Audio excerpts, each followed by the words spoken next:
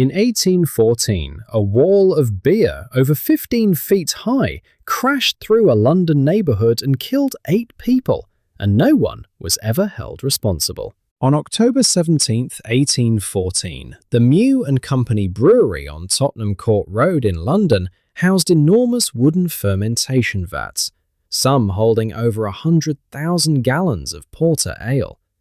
The surrounding St. Giles parish was one of the most densely packed slums in the city, where families lived in basements and ground-floor rooms directly beside the brewery walls. That afternoon, an iron hoop snapped off one of the massive fermentation vats.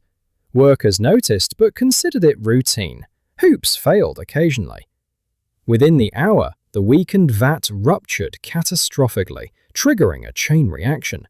The pressure blew out neighboring vats as well, and over 100,000 gallons of fermenting porter ale burst through the brewery's back wall in a single violent wave. The flood of beer demolished 2 houses on New Street and swept through basement dwellings where residents had no warning and no escape.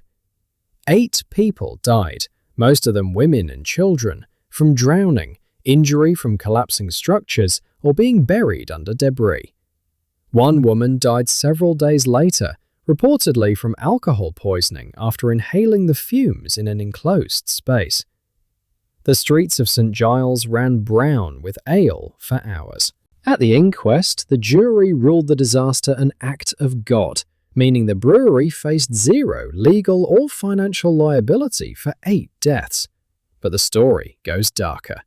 The brewery successfully petitioned the British government for a refund of the excise taxes already paid on the lost beer, and they received it. The poor families of the victims received nothing.